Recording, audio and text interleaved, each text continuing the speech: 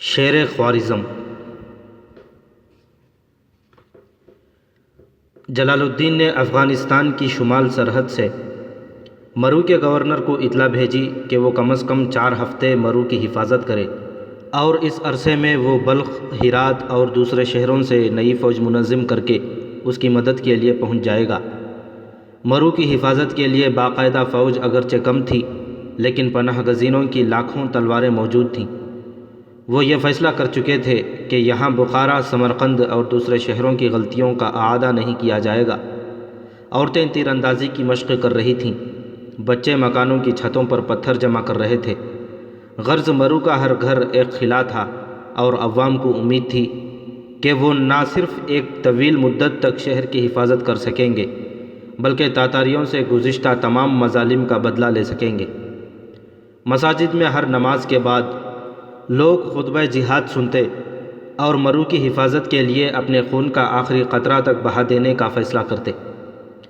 ایک صبح جب مرو کی مساجد میں مؤذن اہل شہر کو نماز کے لیے بلا رہے تھے، تاتاریوں کی ٹڈی دل افواج شہر کی فصیل کے سامنے نمودار ہوئی۔ آن کی آن میں شہر پناہ پر تیر انداز کندھے سے کندھا ملا کر کھڑے ہو گئے اور وہاں تل دھرنے کو جگہ نہ رہی۔ تاتاری افواج کی قیادت چنگیز خان کے چھوٹے بیٹے تولائی کے سپرد تھی۔ چنگیز خان کی نگاہ میں تولائی اپنی بہادری اور بہادری سے زیادہ مکاری اور دغابازی کی بدولت بہت عزت حاصل کر چکا تھا، لیکن مرو کی فصیل پر انسانوں کا بے پناہ ہجوم اسے پریشان کرنے کے لیے کافی تھا۔ تولائی تذبذب کے حالت میں کھڑا تھا۔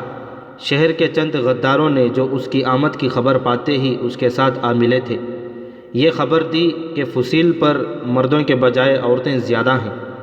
تولائی نے یہ سنتے ہی فوج کو طوفانی حملے کا حکم دیا، لیکن شہر پناہ سے تیروں اور پتھروں کی بارش نے تاتاریوں کے دانت کھٹے کر دیے۔ فصیل کے نیچے ہزاروں تاتاری ڈھیر ہو گئے۔ تولائی نے یہ صورت دیکھی تو فوج کو پیچھے ہٹنے کا حکم دیا اور شہر سے کچھ فاصلے پر پڑاؤ ڈال دیا۔ 5 دن تک تولائی کو شہر پر قبضہ کرنے کی صورت نظر نہ آئی۔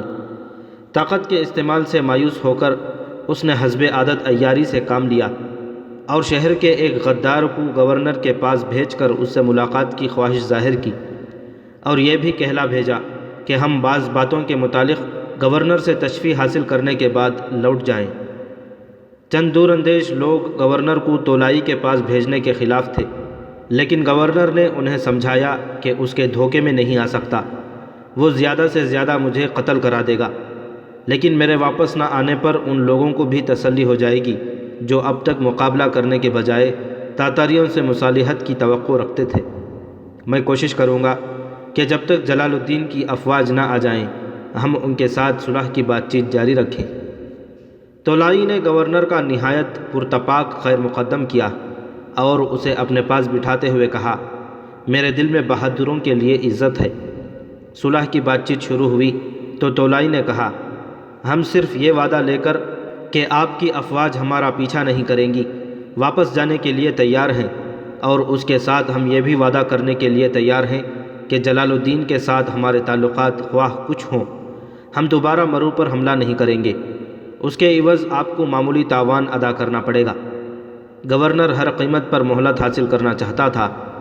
اس نے کچھ سوچ کر کہا، ہمارا خزانہ اگرچہ خالی ہے تاہم میں اہل شہر سے ایک خاصی رقم جمع کر کے آپ کو دے سکوں گا، لیکن آپ کا یہ فیصلہ تمام اہل شہر کے قابل قبول ہوگا؟ میں شہر کا گورنر ہوں۔ تولائی نے کہا، یہ صحیح ہے، لیکن آپ تاوان ادا کرنے کی ذمہ داری تنہا اپنے سر کیوں لیتے ہیں؟ کیا یہ بہتر نہیں ہوگا کہ آپ شہر کے با اثر لوگوں کو یہاں بلا لیں؟ اگر ان کی موجودگی میں معاہدہ لکھا جائے تو ان میں سے کسی کو اعتراض نہیں ہوگا۔ آپ ان کے نام ایک حکم لکھ بھیجیں، میرے خیال میں ہم بہت جلد کسی فیصلے پر پہنچ جائیں گے۔ مرو کے گورنر نے شہر کے 10 معززین کے نام ایک مراسلہ لکھ کر بھیجا۔ گورنر کا مراسلہ پڑھ کر وہ بہت سے لوگوں کے مشورے کے خلاف تولائی کے پاس چلے گئے۔ تولائی ان کے ساتھ بھی خندہ پیشانی سے پیش آیا، لیکن تاوان کی رقم کے متعلق ان سب نے کہا کہ ہم اہل شہر سے مشورہ لیے بغیر کوئی فیصلہ نہیں کر سکتے۔ تولائی نے کہا، مجھے یہ معلوم ہو چکا ہے کہ شہر کا خزانہ خالی ہے، مجھے آپ کی مجبوری کا احساس ہے، آپ جائیں، کل پھر ملاقات ہوگی۔ بہتر ہوگا کہ کل آپ اپنے ساتھ شہر کے ہر گروہ کا نمائندہ لیتے آئیں۔ تاتاریوں نے گورنر اور اس کے ساتھیوں کو عزت و احترام کے ساتھ شہر پناہ کے پاس پہنچا دیا۔ رات کے وقت شہر میں اس خبر پر خوشیاں منائی جا رہی تھیں کہ کل صلح ہو جائے گی اور تاتاری چلے جائیں گے، لیکن پناہ گزینے جو تاتاریوں کے ہر حربے سے واقف تھے، اہل شہر کو ہوشیار رہنے کی تاکید کر رہے تھے۔ شہر کے معززین کو بھی تاتاریوں کے متعلق خوش فہمی نہ تھی، لیکن گورنر اس بات پر مصر تھا کہ ہمیں صلح کی بات چیت جاری رکھ کر وقت لینا چاہیے۔ اگلے دن قریباً 40 آدمی گورنر کے ساتھ تولائی کے پاس چلے گئے۔ دوپہر کے وقت تاتاری ان میں سے ہر شخص کو سخت جسمانی اذیتیں دینے کے بعد ان سے شہر کے دوسرے مقتدر لوگوں کے نام خطوط لکھوا رہے تھے۔ یہ خط شہر کے غداروں کی مدد سے ان کے پاس پہنچائے گئے اور عصر کے قریب 70 اور آدمی تولائی کے کیمپ میں آ گئے۔ شام کے وقت تاتاریوں نے گورنر، سپہ سالار اور ان کے 3 ساتھیوں کے سوا سب کو قتل کر دیا۔ رات کے وقت قریباً 110 تاتاریوں نے گورنر کے ساتھیوں کا لباس پہن لیا اور گورنر اور سپہ سالار اور ان کے 3 ساتھیوں کو خنجر دکھا کر آگے آگے شہر کے دروازے کی طرف چلنے پر مجبور کیا۔ آگے آگے شہر کے چند غدار بھی تھے جو گورنر سے 15-20 قدم آگے عربی اور فارسی زبانوں میں بلند آواز سے باتیں کرتے جاتے تھے۔ دروازے کے سامنے پہنچ کر انہوں نے فصیل پر پہرے داروں کو صلح کی مبارکباد دیتے ہوئے دروازہ کھولنے کے لیے کہا۔ دروازے کے پہرے داروں میں سے ایک نے روزن سے سر نکال کر باہر جھانکا اور دروازہ کھول دیا۔ اندر سے بے شمار لوگ جمع تھے۔ دروازہ کھلتے ہی ایک آدمی نے باہر نکلتے ہوئے سوال کیا، بہت دیر لگائی آپ نے، کیا خبر لائے؟ گورنر کہاں ہے؟ اور پھر آگے بڑھ کر تاریکی میں آنکھیں پھاڑ پھاڑ کر انہیں دیکھتے ہوئے کہا، تم کون ہو؟ گورنر کہاں ہے؟ وہ آ رہے ہیں، غداروں میں سے ایک نے پیچھے اشارہ کرتے ہوئے کہا۔ اتنی دیر میں 5-6 اور آدمی باہر نکل آئے۔ گورنر بھاگ کر آگے بڑھا اور چلایا، دروازہ بند کر لو، تاتاری آ گئے، جلدی۔ ایک تاتاری نے تلوار ماری اور اسے زمین پر لٹا دیا۔ 3-4 اور آوازیں یہ کہتے ہوئے سنائی دیں، دروازہ بند کر لو، تاتاری حملہ کرنے والے ہیں۔ لیکن تاتاریوں نے انہیں موت کے گھاٹ اتار دیا۔ ایک لمحے کے لیے پہرے دار ششت ہو کر رہ گئے اور جب تک وہ دروازے کی طرف متوجہ ہوئے، مسلمانوں کے بھیس میں تاتاریوں کا گروہ دروازے کے قریب پہنچ چکا تھا اور پہرے داروں نے یہ سمجھ کر کہ تاتاری عقب سے ارکان وفد پر تیر برسا رہے ہیں، انہیں اندر گھسنے کا موقع دے دیا۔ مشعلوں کی روشنی میں غیر مانوس صورتیں دیکھ کر وہ چلائے، لیکن تاتاریوں نے آن کی آن میں 50-60 آدمی موت کے گھاٹ اتار دیے۔ چند تاتاری جو اندر داخل ہونے میں کامیاب نہ ہو سکے، فسیل کے پتھروں اور تیروں کا شکار ہوئے، لیکن باقی پہرے داروں کی بڑھتی ہوئی تعداد کے ساتھ تیغ آزمائی کرتے رہے۔ اچانک باہر بے شمار گھوڑوں کی ٹاپوں کی آہٹ سنائی دی۔ پہرے داروں نے دروازے کے اندر لڑنے والوں کا صفایا کر کے دروازہ بند کرنے کی کوشش کی، لیکن اتنی دیر میں تاتاری سواروں کا ایک دستہ مار دھاڑ کرتا ہوا اندر داخل ہو گیا۔ تھوڑی دیر بعد اہل شہر مرو کے بازاروں میں پتھروں اور تیروں کی بارش کے باوجود دشمن کے انگنت سواروں کو گشت لگاتا دیکھ رہے تھے۔ آدھی رات تک شہر میں کہرام مچا رہا۔ تیسرے پہر تاتاریوں نے شہر کے چند اور دروازوں پر قبضہ کر لیا اور بہت سے محلوں میں آگ لگا دی۔ صبح تک یہ آگ ایک وسیع رقبے میں پھیل چکی تھی۔ وہ لوگ جو آگ سے بچنے کے لیے مکانات سے باہر نکلتے، تاتاریوں کی تلواروں کا شکار ہوتے۔ 5 دن تک شہر میں قیامت برپا رہی۔ چھٹے دن تاتاری مرو کے دروازے پر اپنی فتح کی یادگاریں یعنی انسانی کھوپڑیوں کے مینار تعمیر کر رہے تھے۔ یہ مینار گزشتہ تمام میناروں سے بلند تھے، لیکن تاتاریوں کی لاشیں گننے کے بعد تولائی خان نے کہا، ہم نے کسی بڑی سے بڑی جنگ میں بھی اس قدر نقصان نہیں اٹھایا، اور اس نقصان کی تلافی اس نے یوں کی کہ مرو میں ایک بہت بڑی چتا تیار کرائی۔ 2 قیدیوں کو ایک دوسرے کے ساتھ رسیوں سے جکڑ دیا جاتا، پھر یکے بعد دیگرے ان کے ہاتھ پاؤں کاٹے جاتے۔ وہ تڑپتے اور تاتاری ناچتے اور قہقہے لگاتے ہوئے انہیں آگ میں دھکیل دیتے۔ کھوپڑیوں کی تعداد میں اضافہ کرنے کے لیے حاملہ عورتوں کے پیٹ چاک کیے گئے۔ ایک حاملہ عورت نے چتا کے سامنے گر کر بچہ جن دیا اور طولائی خان نے کہا، دیکھو دشمن کی عورتیں ہمارے مقابلے کے لیے ایک نئی فوج تیار کر رہی ہیں۔ ایک تاتاری نے آگے بڑھ کر بچے کے سر پر پاؤں رکھ کر مسلنے کی کوشش کی، لیکن ممتا موت کے سامنے بھی خاموش نہ رہ سکی۔ اس نے لڑکے کو پکڑ کر کلیجے سے لگا لیا، اسے بچے سمیت آگ میں دھکیل دیا گیا۔ وہ آخری دم تک اپنے جگر کے ٹکڑے کو بازوؤں میں چھپا چھپا کر آگ کے شعلوں سے بچانے کی کوشش کرتی رہی۔ ایک 12-13 سال کا لڑکا اپنی آنکھوں کے سامنے اپنی بہن کی بے حرمتی برداشت نہ کر سکا۔ وہ 2 تاتاری افسروں پر ٹوٹ پڑا اور ان میں سے ایک کو قتل کر دیا۔ مقتول طولائی خان کے اپنے قبیلے کا آدمی تھا۔ کمسن لڑکے کو طولائی کے سامنے پیش کیا گیا۔ چنگیز خان کی طرح طولائی کو بھی اپنے دشمن کی کمزوریاں اور خوبیاں پرکھنے کی عادت تھی۔ اس نے لڑکے کو قریب بلا کر کہا، تم جانتے ہو ایک تاتاری افسر کے قتل کی کیا سزا ہوتی ہے؟ لڑکے نے جواب دیا، میں جانتا ہوں، تمہاری عدالت میں مجرم اور بے گناہ ایک ہی چکی میں پیسے جاتے ہیں۔ ہم اگر تمہیں اپنے ساتھ لے جائیں تو تم بڑے ہو کر ایک سپاہی بننے کے لیے تیار ہو جاؤ گے؟ لڑکے نے جواب دیا، تم ذلیل ہو، میں اس جگہ مرنا قبول کروں گا۔ موت ایک تکلیف دہ چیز ہے، لیکن مظلوم کے لیے نہیں، ظالم کے لیے۔ طولائی خان نے کہا، اسے میرے سامنے پھانسی پر لٹکاؤ، تم جانتے ہو پھانسی کتنی تکلیف دہ چیز ہے۔ بہادر لڑکے نے جواب دیا، تم مجھے پھانسی دے سکتے ہو، میری قوم کو پھانسی نہیں دے سکتے۔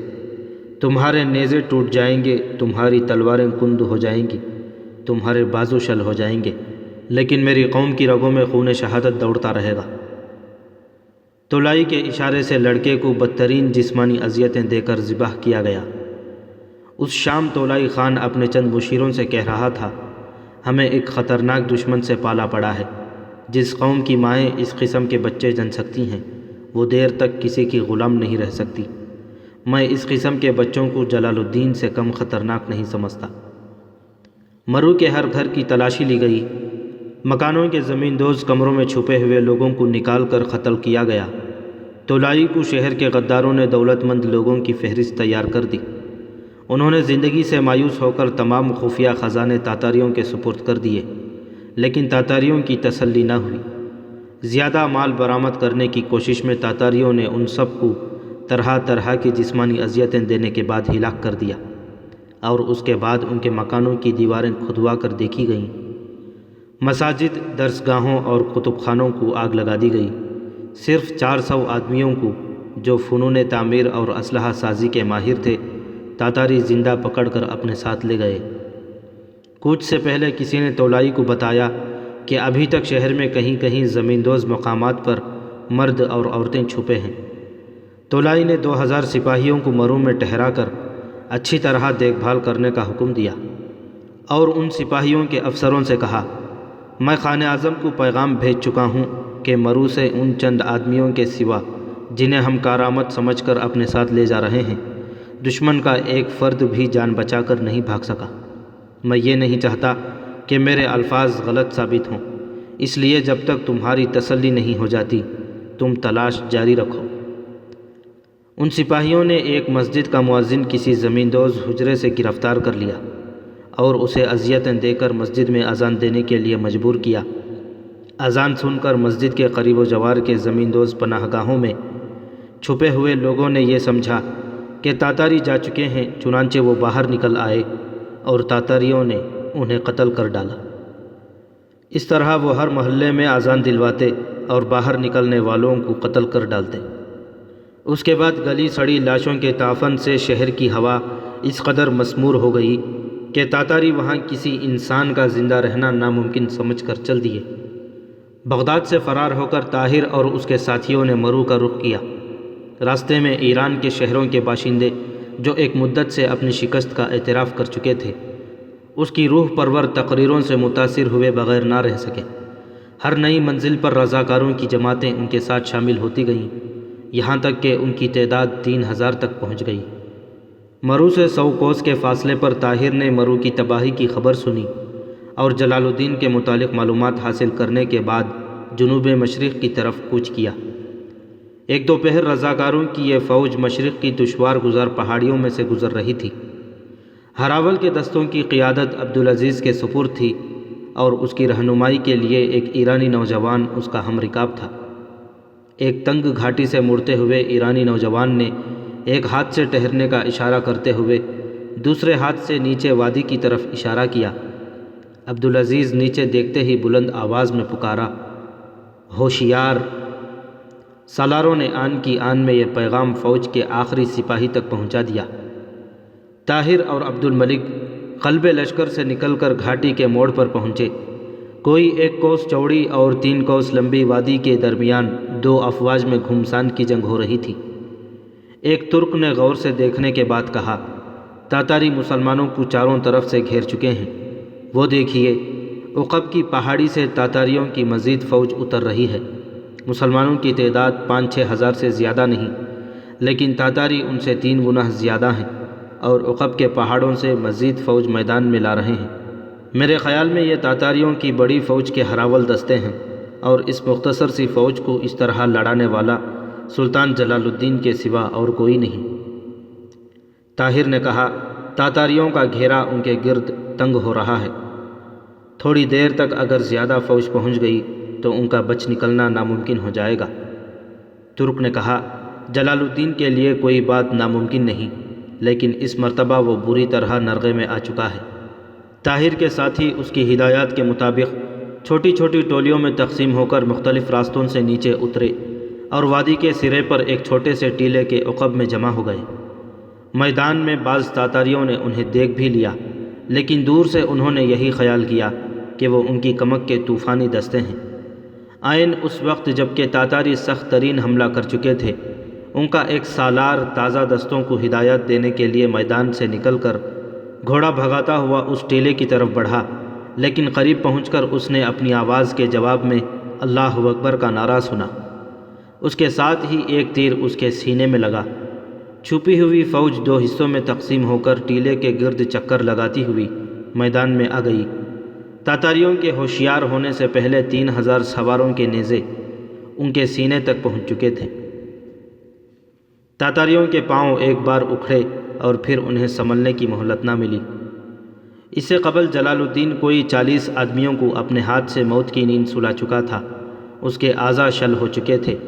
اپنی فتح کا یقین ہوتے ہی وہ میدان سے ایک طرف ہٹ کر گھوڑے سے اترا اور ایک چھوٹی سی چٹان پر چڑھ کر ایک پتھر کے سائے میں بیٹھ گیا۔ ہامتے ہوئے اس نے اپنا خود اتار کر ایک طرف رکھ دیا، رومال کے ساتھ چہرے کا پسینہ پوچھا اور کمان اتار کر بھاگتے ہوئے تاتاریوں پر تیر برسانے لگا۔ وہ حیران تھا کہ اس کے نئے مددگار کون ہیں۔ تاتاری میدان میں 10,000 لاشیں چھوڑ کر بھاگ نکلے۔ سپاہی شہیدوں کو دفن کرنے اور زخمیوں کی مرہم پٹی میں مصروف ہو گئے۔ طاہر نے گھوڑے سے اتر کر خود اتارا اور ایک ترک سے سوال کیا، سلطان کہاں ہے؟ اس کے جواب میں فوج کا ایک افسر گھوڑے سے اتر کر اس کے ساتھ لپٹ گیا۔ طاہر آخر تم آ گئے۔ میں حیران تھا کہ خدا نے آج ہمارے لیے یہ مددگار کہاں سے بھیجے ہیں، تم سے مجھے یہی توقع تھی۔ تیمور ملک؟ طاہر نے خود کے اندر سے جھانکنے والی آنکھوں کی طرف دیکھتے ہوئے سوال کیا۔ ہاں میں۔ اس نے خود اتار کر ایک سپاہی کے ہاتھ میں دے دیا۔ تیمور ملک کا نام سن کر طاہر کے ساتھی اس کے گرد جمع ہو گئے۔ طاہر نے عبدالعزیز، عبد الملک، مبارک اور اپنی فوج کے افسروں کا تعارف کرایا۔ تیمور ملک نے گرم جوشی سے اس کے ساتھ مصافحہ کرتے ہوئے کہا، میں آپ کے ساتھیوں کا خیر مقدم کرتا ہوں۔ عبدالعزیز نے سوال کیا، سلطان کہاں ہے؟ سلطان کہاں ہے؟ تیمور ملک نے چند افسروں کی طرف دیکھتے ہوئے یہ سوال دہرایا۔ سلطان کہاں ہے؟ وہ ایک دوسرے سے حیران ہو کر پوچھ رہے تھے۔ ایک افسر نے چٹان کی طرف اشارہ کرتے ہوئے کہا، وہ اوپر ایک پتھر کے سائے میں بیٹھے ہوئے ہیں، آئیے میں آپ کو ان سے ملواتا ہوں۔ طاہر کے چند دوست اور سلطان کی فوج کے چند افسر چٹان پر چڑھے۔ سلطان ایک پتھر پر سر رکھ کر گہری نیند سو رہا تھا۔ تیمور ملک نے اس کا بازو پکڑ کر جگانے کی کوشش کی، لیکن طاہر نے جلدی سے آگے بڑھ کر اسے روک دیا۔ نہیں، ایسے سپاہی کی نیند بہت قیمتی ہے، خدا معلوم کتنے دنوں کے بعد سوئے ہیں۔ تیمور ملک نے کہا، تولائی خان کی فوج یہاں سے صرف 4 منازل کے فاصلے پر ہے، ہمیں جلدی کچھ کرنا ہے۔ علی جا اٹھیے۔ تیمور ملک نے اس کا بازو پکڑ کر آہستہ سے ہلاتے ہوئے کہا۔ جلال الدین نے آنکھیں کھولی اور اٹھ کر بیٹھتے ہوئے کہا، تیمور کبھی تو مجھے آرام کرنے دیا کرو۔ علی جا طولائی خان کا لشکر ہم سے زیادہ دور نہیں، تو تمہارے خیال میں مجھے اس بات کا خیال نہیں تھا؟ مجھے کئی دنوں کے بعد ایک پہر آرام کے لیے ملا تھا، وہ بھی تم نے ضائع کر دیا۔ مجھے پانی پلاؤ۔ ایک افسر نے اپنی چھاگل پیش کی۔ جلال الدین پانی کے چند گھونٹ پینے کے بعد اٹھ کر کھڑا ہو گیا۔ طاہر اور اس کے ساتھیوں نے اس سے زیادہ باروب شخصیت پہلے کبھی نہ دیکھی تھی۔ وہ سچ مچ ایک چٹان تھا۔ سلطان نے پوچھا، یہ فوج کہاں سے آئی؟ تیمور ملک نے جواب دیا، بغداد سے۔ بغداد سے؟ تو خدا نے میری دعائیں سن لی۔ اب ہم دنیا کی ہر طاقت کا مقابلہ کر سکتے ہیں۔ اگر بغداد کے لوگ بیدار ہو گئے تو مجھے یقین ہے کہ تمام عالم اسلام جاگ اٹھے گا اور ہم زمین کے آخری کونے تک اس وحشی قوم کا مقابلہ کر سکیں گے۔ سلطان آسمان کی طرف دیکھ رہا تھا اور اس کی آنکھوں میں تشکر کے آنسو تھے۔ اس فوج کا سالار کون ہے؟ تیمور ملک نے طاہر کی طرف اشارہ کرتے ہوئے کہا، یہ ہیں، ان کا نام طاہر بن یوسف ہے۔ یہ وہی ہیں جنہوں نے قوقنز سے فرار ہوتے وقت میری جان بچائی تھی۔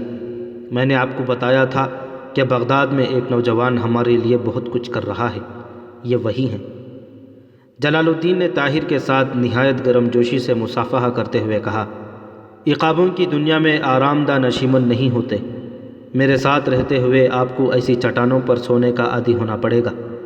میں اس جگہ بیٹھ کر آپ کی لڑائی کا ڈھنگ دیکھ رہا تھا۔ آپ کے بعد سپاہیوں کو سخت تربیت کی ضرورت ہے۔ چند جانیں صرف بے فائدہ جوش کی وجہ سے ضائع ہوئی۔ ایک نوجوان سے میں متاثر ہوا ہوں۔ وہ بالکل ایک عرب کی طرح لڑ رہا تھا۔ اس کا گھوڑا آدھا سفید اور آدھا سیاہ تھا، اور پچھلی ٹانگ میں تیر لگنے کی وجہ سے وہ تھوڑا تھوڑا لنگڑا بھی رہا تھا۔ میں اسے شاباش دینا چاہتا ہوں۔ تیمور ملک نے کہا، وہ یہی ہیں، میں ان کا گھوڑا دیکھ چکا ہوں۔ جلال الدین نے کہا، میں تمہیں مبارکباد دیتا ہوں اور اپنے 3 بہترین گھوڑوں میں سے ایک آج تمہیں دوں گا۔ تیمور ملک نے کہا، طاہر تم کتنے خوش نصیب ہو۔ سلطان صلاح الدین نے تمہارے باپ کو اپنی تلوار دی تھی اور خوارزم کے مجاہد اعظم نے تمہیں اپنا گھوڑا دیا ہے۔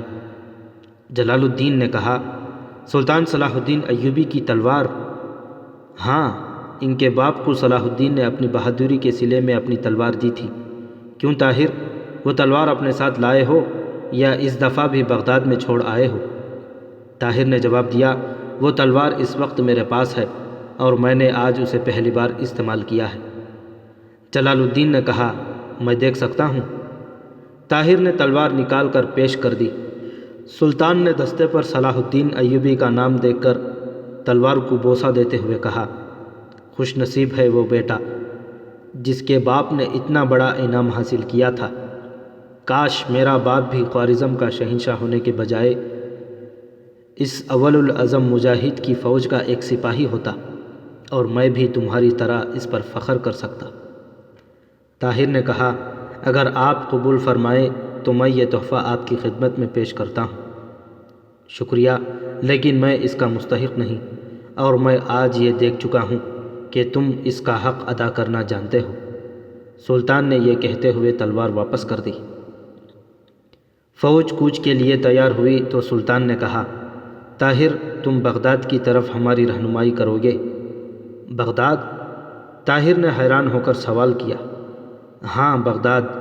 خلیفہ کے طرز عمل میں اس غیر متوقع تبدیلی کے بعد مجھ پر یہ فرض عائد ہوتا ہے کہ خود ان کی خدمت میں حاضر ہو کر ان کی رہی صحیح غلط فہمیاں دور کروں۔ مجھے امید ہے کہ وہاں چند دن قیام کر کے ہم مصر و شام اور عرب کے ممالک کی اعانت سے ایک بہت بڑی فوج تیار کر سکیں گے۔ مجھے یقین ہے کہ آپ کو روانہ کرنے سے پہلے خلیفہ نے تاتاریوں کے خلاف اعلان جہاد کر دیا ہوگا۔ طاہر نے مغموم لہجے میں جواب دیا، آپ کو غلط فہمی ہوئی۔ بغداد سے میرے ساتھ آنے والے رضاکاروں کو حکومت باغی قرار دے چکی ہے۔ میں خود قید خانے سے فرار ہو کر آیا ہوں۔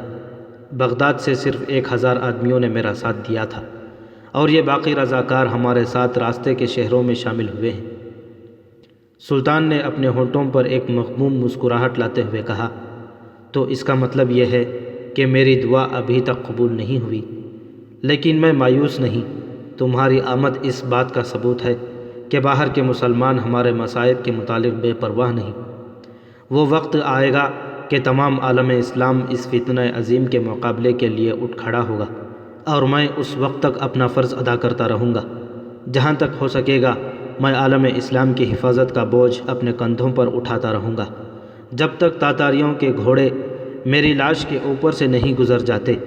ہر قدم پر ان کا مقابلہ کروں گا۔ میں دنیا پر یہ ثابت کر کے دکھا دوں گا کہ جو جماعت خود مٹنے کا ارادہ نہیں کرتی اسے کوئی مٹا نہیں سکتا۔ میں اسلامی ممالک کے ہر حکمران کے محل کا دروازہ کھٹکھٹاؤں گا۔ میں دنیا اسلام کے دور افتادہ ممالک میں سونے والے سپاہیوں کو جگاؤں گا، اور مجھے یقین ہے کہ میری آواز ساداب السحر ثابت نہ ہوگی۔ تیمور، لشکر کو کوچ کا حکم دو، ہماری منزل مقصود افغانستان ہے۔ طاہر نے تیمور کی زبانی ہرات اور بلخ کی عبرتناک تباہی کا حال سن چکا تھا۔ تیمور ملک نے اس کی تشویش کی وجہ معلوم کرنے کے بعد اسے تسلی بھی دی کہ شہر کی بیشتر آبادی حملے سے پہلے ہجرت کر چکی تھی۔ فوج میں بلخ کے کئی آدمی تھے۔ طاہر کے استفسار پر ان سب نے بتایا کہ شیخ عبد الرحمن اپنے مال و متاع کے ساتھ بلخ پر حملے سے کئی ہفتے پہلے رفو چکر ہو چکا تھا۔ تاہم طاہر ہر منزل کے بعد تیمور ملک سے یہ کہتا کہ میں بلخ ضرور جاؤں گا، اور تیمور ملک ہر بار یہ جواب دیتا کہ وہاں گلی سڑی لاشوں اور جلے ہوئے مکانات کے سوا کچھ نہ پاؤ گے۔ شہر کی ناقابل برداشت بدبو تمہیں 2 کوس کے فاصلے سے واپس دھکیل دے گی۔ جلال الدین کو طاہر کی تشویش کا علم ہوا تو اس نے بلخ کے تمام سپاہیوں کو شیخ عبد الرحمن کے متعلق اپنی اپنی معلومات بیان کرنے کا حکم دیا۔ اتفاقاً ایک شخص ایسا نکل آیا جس کا بھائی شیخ عبد الرحمن کے پاس ملازم تھا۔ اس نے بتایا کہ شیخ حملے سے 4 ہفتے پیشتر اپنے گھر کے تمام افراد کے ساتھ بلخ چھوڑ چکا ہے، اور رخصت کے وقت اسے اپنے بھائی سے معلوم ہوا تھا کہ سردست شیخ کی منزل غزنی تھی۔ اس کے بعد وہ شاید کسی اور شہر کا رخ کرے۔ سلطان نے طاہر کو تسلی دیتے ہوئے کہا، تقدیر کے راستے اچانک ایک دوسرے سے آ ملتے ہیں۔ ہم مرو کی طرف جا رہے تھے، لیکن اب شاید تمہاری وجہ سے ہماری منزل مقصود بھی غزنی ہے۔ راستے میں چند مقامات پر تاتاریوں کی چھوٹی چھوٹی ٹولیوں نے جو مسلمان کی تلاش میں دن رات ایک کر رہی تھیں مزاحمت کی، لیکن سلطان انہیں تحقیق کرتا ہوا غزنی پہنچ گیا۔ غزنی میں امین الملک نے 50,000 سپاہیوں کے ساتھ سلطان کا استقبال کیا۔ چند دنوں میں سیف الدین اغراق بھی 40,000 سپاہیوں کے ساتھ آ ملا۔ اس کے بعد افغانستان کے ملک اور سردار یکے بعد دیگرے اپنی اپنی جمعیت کے ساتھ غزنی پہنچنے لگے۔ غزنی پہنچ کر طاہر کو پتہ چلا کہ شیخ عبد الرحمن وہاں 2 ہفتے ٹھہر کر ہندوستان کا رخ کر چکا ہے۔ غزنی کے ایک تاجر نے جس کے ساتھ شیخ کے کاروباری تعلقات تھے یہ بھی بتایا کہ شیخ موجودہ دور میں صرف مدینے کو محفوظ سمجھتا تھا، اور اس نے یہ خیال ظاہر کیا تھا کہ وہ عنقریب بچوں کو مدینہ پہنچا دے گا۔ طاہر کے لیے یہ اطمینان کافی تھا کہ وہ خطرے سے بہت دور ہے۔ اس کی تمام توجہ اب جنگ کی طرف مبذول ہو گئی۔ غزنی کی مساجد میں چند تقریروں کے بعد اس نے لوگوں میں ایک نئی روح پھونک دی۔ افغانستان کے علماء پہلے ہی جہاد کا فتویٰ دے چکے تھے، اب وہ طاہر کی اپیل پر دور دراز کا دورہ کر کے لوگوں کو جہاد پر آمادہ کرنے لگے۔ ایک جمعہ کو طاہر کے بعد عبد الملک نے بھی تقریر کی۔ اس کی تقریر جس قدر مختصر تھی اسی قدر مؤثر بھی۔ اگلے دن سلطان نے غزنی کے چیدہ چیدہ علماء کے 2 وفد بنا کر طاہر اور عبد الملک کو ان کے ساتھ آس پاس کے علاقوں میں جہاد کی تبلیغ کے لیے بھیج دیا۔ غیور افغان جہاد کی دعوت پر لبیک کہتے ہوئے جوق در جوق سلطان کی فوج میں شامل ہونے لگے۔ اس دورے میں طاہر عبد الملک سے زیادہ کامیاب رہا، اور اس کی وجہ ایک تو اس کی قوت بیان تھی، اور دوسری وجہ یہ تھی کہ اس کے پاس ایک ایسے مجاہد کی تلوار تھی جس کی بہادری کی داستانیں ان کے دلوں پر نقش تھیں۔ افغان دنیائے اسلام کے ہر جلیل القدر سپاہی کو اپنا عزیز دوست خیال کرتے تھے۔ سلطان جلال الدین نے اپنی قوت کا اندازہ لگانے کے بعد چنگیز خان کو جو ان دنوں تالقان میں موجود تھا، چند تاتاری قیدیوں کی معرفت یہ پیغام بھیجا: تم نے بے خبری کی حالت میں ہم پر حملہ کیا، تم نے طاقت سے زیادہ عیاری اور مکاری سے ہمارے شہر فتح کیے، تمہارے سپاہی ایک مدت سے میری تلاش میں سرگرداں ہیں، میں اس وقت افغانستان میں ہوں اور تمہیں مقابلے کی دعوت دیتا ہوں اور تمہیں یقین دلاتا ہوں کہ اس دفعہ تمہاری تلواروں کے سامنے بے کس عورتوں اور بچوں کی گردنوں کے بجائے تلواریں ہوں گی، اگر ہمت ہے تو مقابلے کے لیے آ جاؤ۔ چنگیز خان نے شیگی توتو کی ایک زبردست فوج کے ساتھ جلال الدین کے مقابلے کے لیے بھیج دیا۔ سلطان نے غزنی سے چند کوس آگے نکل کر اس کا مقابلہ کیا۔ 3 دن تک گھمسان کی لڑائی ہوتی رہی۔ ترکوں اور افغانوں نے ایک دوسرے سے بڑھ چڑھ کر بہادری کے جوہر دکھائے۔ چوتھے دن تاتاریوں کے پاؤں اکھڑ گئے۔ سلطان کئی کوس تک ان کا تعاقب کرنے کے بعد انہیں گھیر کر ایک ایسے علاقے میں لے آیا جہاں تنگ پہاڑی راستے پر اس نے اپنے بہترین تیر انداز بٹھا رکھے تھے۔ شیگی توتو کی بہت بڑی فوج یہاں سے بچ نکلنے میں کامیاب ہوئی، لیکن سلطان نے اس کا پیچھا نہ چھوڑا اور دریائے کابل تک تعاقب کیا۔ شیگی توتو نے دریا میں کود کر جان بچائی۔ تیروں کی بارش میں جب وہ دوسرے کنارے پر پہنچا تو اس کے ساتھ صرف 8 آدمی تھے۔ افغانستان میں جلال الدین کی اس فتح کی خبر بجلی کی سی تیزی کے ساتھ پھیل گئی۔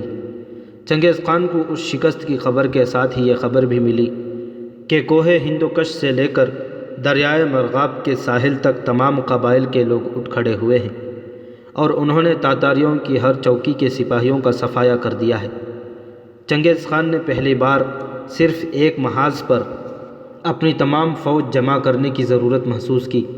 زبردست تیاری کے بعد اس نے بلخ اور ہرات کے درمیان ایک وسیع علاقے کو تباہ و برباد کرنے کے بعد دریائے مرغاب کے کنارے پر پڑاؤ ڈال دیا اور فرغانہ سے لے کر آذربائیجان تک بکھری ہوئی افواج کی آمد کا انتظار کرنے لگا۔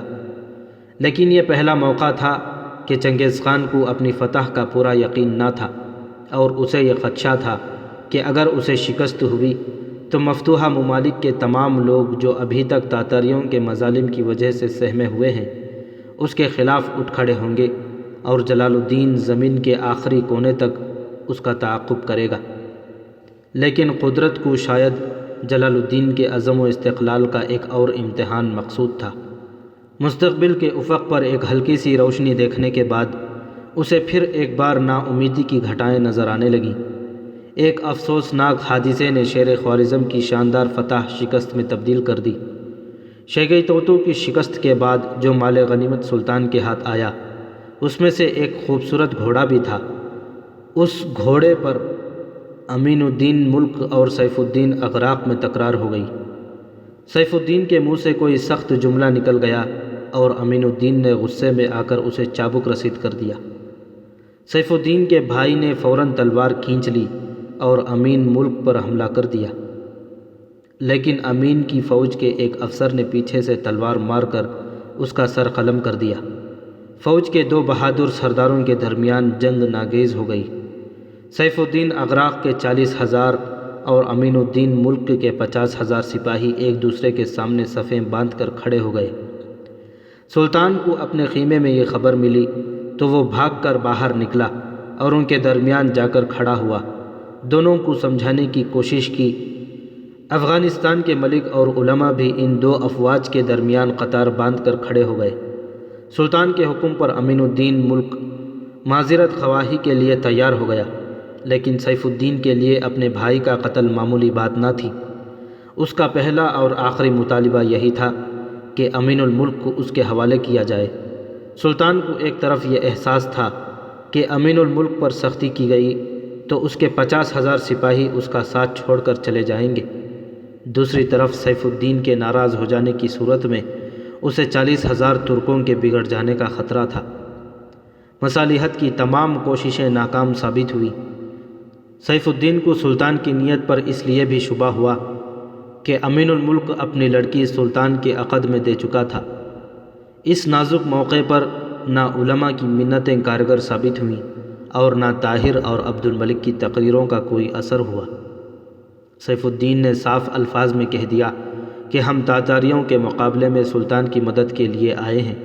سلطان کے خسر سے بے عزتی کروانے کے لیے تیار نہیں۔ چنانچہ رات کے وقت اس نے اپنی 40,000 سپاہیوں کے ساتھ کرمان کی طرف کوچ کر دیا۔ سلطان کا ایک مضبوط بازو ٹوٹ گیا۔ جلال الدین کے لشکر میں پھوٹ کی خبر سنتے ہی چنگیز خان باد و باران کی طرح غزنی کی طرف بڑھا۔ سلطان نے غزنی سے کئی منازل آگے جا کر پڑاؤ ڈال دیا اور چنگیز خان کے راستے کی ہر پہاڑی، ہر گھاٹی، ہر ذرے اور ہر ندی کے پل پر چھاپہ مار کر سپاہیوں کے پہرے بٹھا دیے۔ چنگیز خان کے ساتھ ایک بے پناہ قوت تھی۔ وہ راستے کی ہر مشکل پر قابو پاتا، مزاحمت کی ہر چٹان کو سرنگوں کرتا اور قدم قدم پر اپنے سپاہیوں کی لاشوں کے انبار چھوڑتا ہوا آگے بڑھ رہا تھا۔ جلال الدین کے چھاپہ مار سپاہی اچانک کسی پہاڑی پر نمودار ہوتے اور اس کی فوج کے کسی حصے پر تیروں اور پتھروں کا مہ برسا کر غائب ہو جاتے۔ جلال الدین کسی ایک میدان میں فیصلہ کن جنگ لڑنے کا فیصلہ نہ کر سکا۔ چنگیز خان کی ٹڑی دل افواج کے ساتھ اس کے معمولی لشکر کو کوئی نسبت نہ تھی۔ دوسرے 40,000 ترکوں کے نکل جانے سے اس کے نئے ساتھیوں کے حوصلے پست ہو چکے تھے۔ صرف 15-20 ہزار سپاہی ایسے تھے جن کے متعلق اسے یقین تھا کہ وہ فتح و شکست سے بے نیاز ہو کر آخری دم تک لڑیں گے۔ باقی فوج کے متعلق اس کا خیال تھا کہ وہ ایک بار پسپا ہونے کے بعد پیچھے مڑ کر بھی نہ دیکھے گا۔ اس نے فوج کا بیشتر حصہ امین الملک اور تیمور ملک کے سپرد کر دیا اور اپنے پرانے جان نثاروں کی طوفانی دستوں کے ساتھ آگے بڑھ کر چنگیز خان کی فوج کے ہراول کو شکست دی اور قریباً 5,000 سپاہی تحت کر دیے۔ جب چنگیز خان ہراول کے سالاروں کو لعنت ملامت کر رہا تھا تو اسے یہ خبر ملی کہ جلال الدین کے طوفانی دستوں نے پہاڑوں کے عقب سے ایک لمبا چکر کاٹ کر عقبی دستوں پر حملہ کر دیا ہے اور رسد کا بہت سا سامان لوٹ لیا ہے۔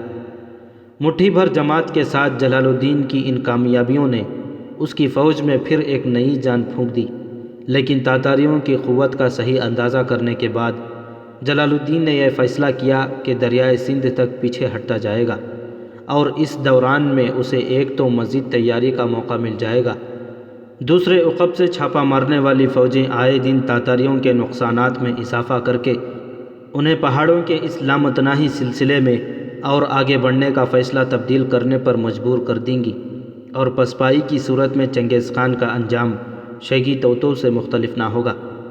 سہرائے گوبی کا گرگ باران دیدہ ان خطرات سے بے خبر نہ تھا۔ اسے معلوم تھا کہ یہ شیر خوارزم اسے اپنی خطرناک کچھار میں لا رہا ہے، لیکن آگے بڑھنے کے بجائے پیچھے ہٹنا زیادہ خطرناک سمجھتے ہوئے اس نے قدم قدم پر سخت ترین نقصانات کی پرواہ نہ کرتے ہوئے اپنی رفتار تیز کر دی۔ جلال الدین نے امین الدین ملک اور تیمور ملک کو حکم دیا کہ وہ فوراً مستقر کو پہنچ کر اپنی فوجیں مشرق کی طرف لے جائیں اور خود 8,000 جانبازوں کے ساتھ تاتاریوں کی رفتار کم کرنے کی تدابیر سوچنے لگا۔ ایک صبح تاتاری جب سورج کے سامنے سر بسجود رہے، جلال الدین نے ایک پہاڑ کے عقب سے نمودار ہو کر ان کے لشکر کے بائیں بازو پر حملہ کر دیا، اور جب جلال الدین 3,000 تاتاریوں کو موت کے گھاٹ اتار کر پہاڑیوں میں غائب ہو چکا تھا، چنگیز خان نے جلال الدین کا پیچھا کرنے کے بجائے ہراول کے دستوں کو امین اور تیمور ملک کی قیادت میں پیچھے ہٹنے والی فوج کا پیچھا کرنے کا حکم دیا اور باقی لشکر کی رفتار بھی تیز کر دی۔ جلال الدین کو ایک اور موقع ہاتھ آیا اور اس نے دوپہر کے وقت عقب سے نمودار ہو کر رسد کے دستوں پر حملہ کر دیا، لیکن عقب کی فوج رک کر مقابلہ کرنے کے بجائے مدافعانہ جنگ لڑتی ہوئی آگے بڑھتی گئی۔ جلال الدین نے رسد کے سامان سے لدے ہوئے خچر منتشر کر دیے اور دور تک تاتاریوں کا پیچھا کر کے ان پر تیر برساتا رہا۔ بالآخر تیسرے پہر اس نے فوج کو رکنے کا حکم دے کر ایک افسر سے کہا، خدا خیر کرے، مجھے معلوم ہوتا ہے کہ امین الملک حماقت کر بیٹھا ہے۔ اس نے تاتاریوں کے ہراول دستے دیکھ کر میرے حکم کے خلاف ان کے ساتھ لڑائی شروع کر دی ہے، ورنہ عقب میں میرے حملے کے باوجود تاتاریوں کے نہ رکنے کی وجہ اور کیا ہو سکتی ہے؟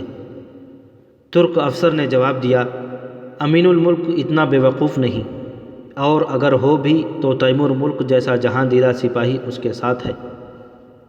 سلطان نے کہا، لیکن تاتاری سامان رسد کے ایک خچر کو 100 سپاہیوں سے زیادہ قیمتی سمجھتے ہیں۔ آج انہوں نے مڑ کر بھی نہیں دیکھا۔